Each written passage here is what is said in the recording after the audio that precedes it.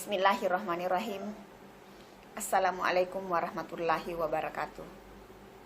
Perkenalkan, nama saya Mulyati, NIM 0075 10/10/2018 dengan program studi kesehatan masyarakat dengan peminatan kesehatan lingkungan.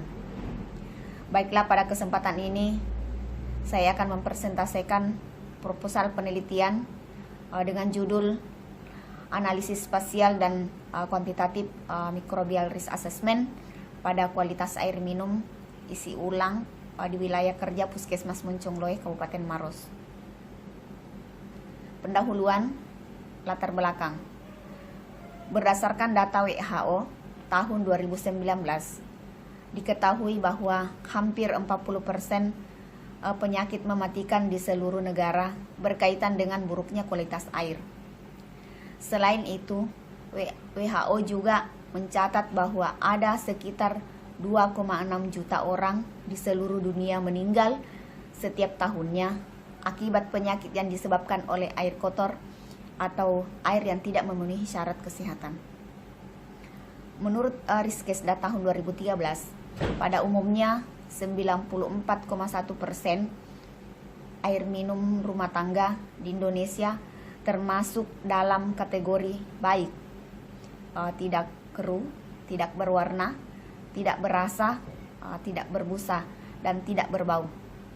Namun demikian, masih terdapat rumah tangga dengan kualitas air minum keruh 3,3%, berwarna 1,6%, berasa 2,6%, berbusa 0,5%, dan berbau 1,4%. Berdasarkan profil kesehatan Kabupaten Maros tahun 2014, terdapat 79 depot air minum yang telah memenuhi syarat higien sanitasi dan depot air minum yang tidak memenuhi syarat higien sanitasi. Sedangkan penyakit diare di Kabupaten Maros tahun 2014 mencapai 6.910 kasus.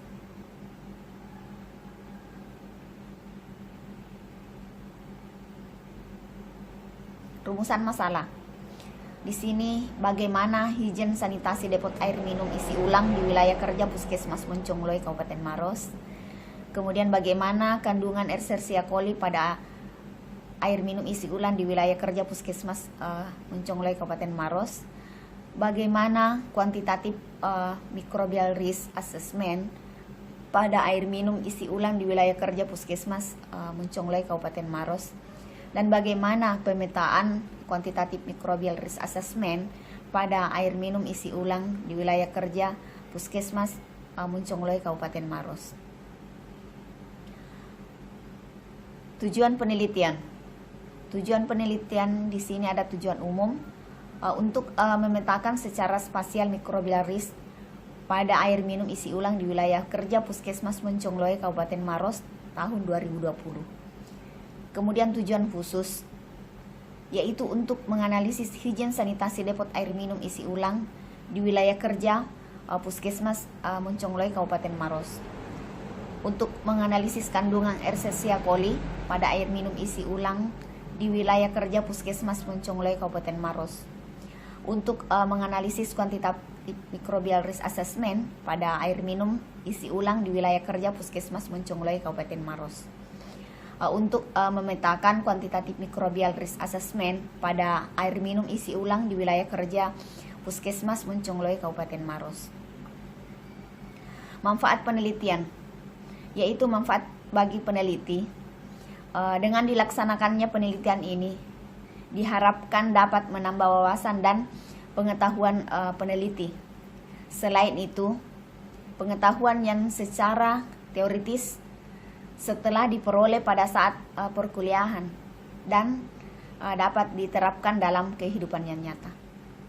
Kemudian manfaat teoritis, hasil dari penelitian ini diharapkan dapat menjadi referensi atau sumbangan data dan pengetahuan dalam memahami distribusi mikroba pada air minum isi ulang serta menjadi tambahan informasi bagi masyarakat mengenai bahaya mikroba.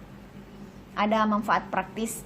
Secara praktis, hasil dari penelitian ini diharapkan dapat menjadi rekomendasi kepada pemerintah terkait untuk meningkatkan derajat kesehatan masyarakat dan bagi pihak lain. Peneliti ini juga diharapkan dapat membantu dan menyajikan informasi untuk melaksanakan penelitian serupa atau penelitian selanjutnya. Tinjauan pustaka. Tinjauan umum tentang higien dan sanitasi pada depot air minum isi ulang. Tinjauan umum tentang Escherichia coli. Tinjauan umum tentang quantitative microbial risk assessment.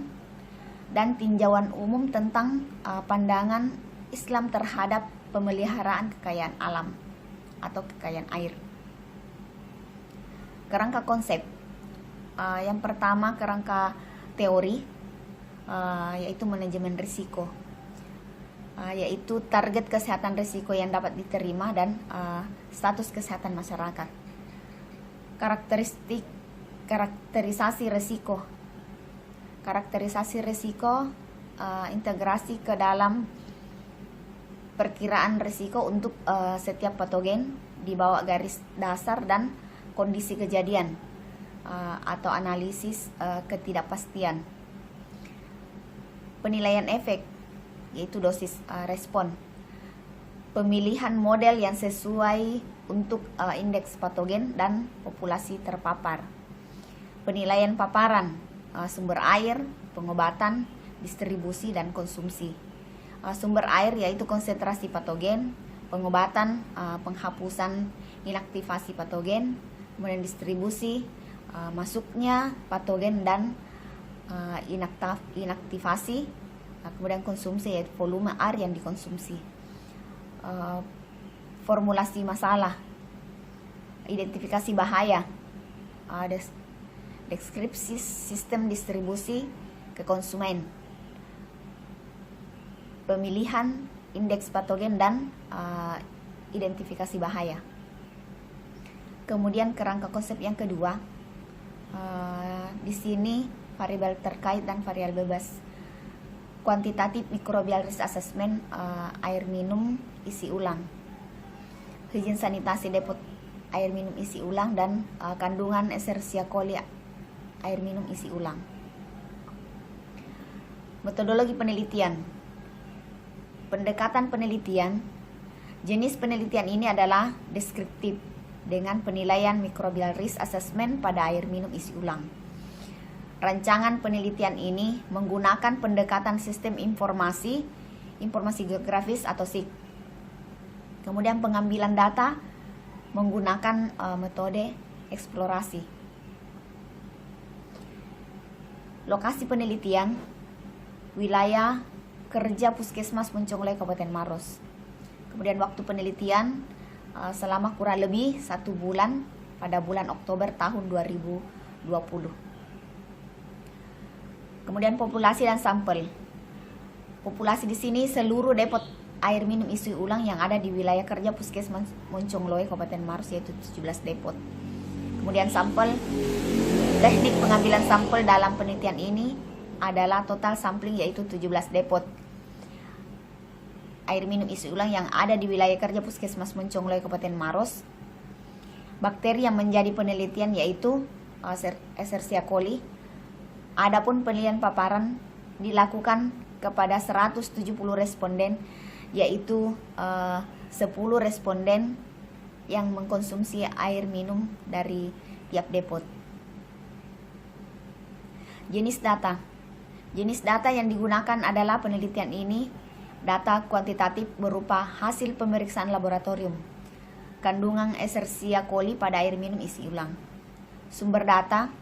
Data primer adalah data yang secara langsung diperoleh berdasarkan hasil pemantauan atau observasi di lapangan dan hasil pengujian laboratorium terhadap sampel air minum. Data sekunder yaitu diperoleh dari literatur, buku-buku, jurnal, dan sumber lainnya.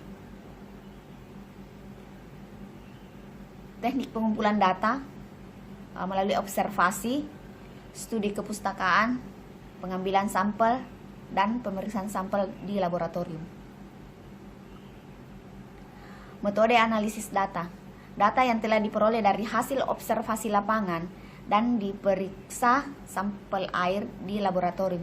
Selanjutnya, analisis data dengan menggunakan teknik analisa univariat dilakukan tiap variabel dari hasil penelitian dengan menggunakan distribusi frekuensi untuk mengetahui gambaran risiko mikroba pada air minum isi ulang. Pemetaan. Proses penggambaran suatu wilayah untuk memudahkan mencari suatu tempat yang akan ditujukan maupun diteliti. Pemetaan dalam penelitian ini adalah quantitative microbial risk assessment pada depot air minum isi ulang di wilayah kerja Puskesmas Moncongloe. Pemetaan dilakukan dengan menggunakan alat GPS. Kriteria objektif, risiko rendah diberi tanda hijau, risiko sedang diberi tanda kuning, kemudian risiko tinggi diberi tanda merah. Microbial risk assessment, proses terstruktur dan yang digunakan untuk memperkirakan kemungkinan efek yang merugikan kesehatan manusia oleh paparan mikroba patogen. Kriteria objektif, risiko rendah, kurang dari 10 atau kurang dari 6 mg per liter. Risiko sedang, sama dengan 10 atau sama dengan 6 mg per liter. Risiko tinggi, di atas 10 atau di atas 6 mg per liter. Higien dan sanitasi depot air minum isi ulang. Kemungkinan untuk risiko kontaminasi bakteri pada peralatan depot air minum isi ulang yang meliputi tempat, peralatan, dan penjamahnya.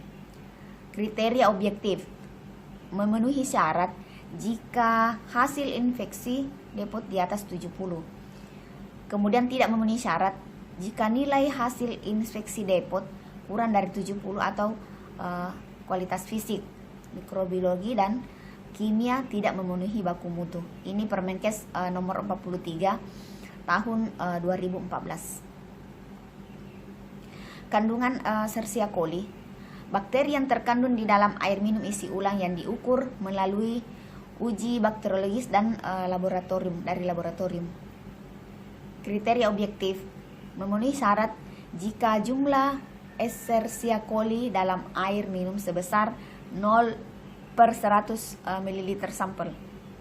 Kemudian tidak memenuhi syarat jika jumlah kandungan Escherichia coli dalam air minum sebesar di atas 0/100 ml sampel. Ini Permenkes nomor 492 tahun 2010. Demikian presentasi saya.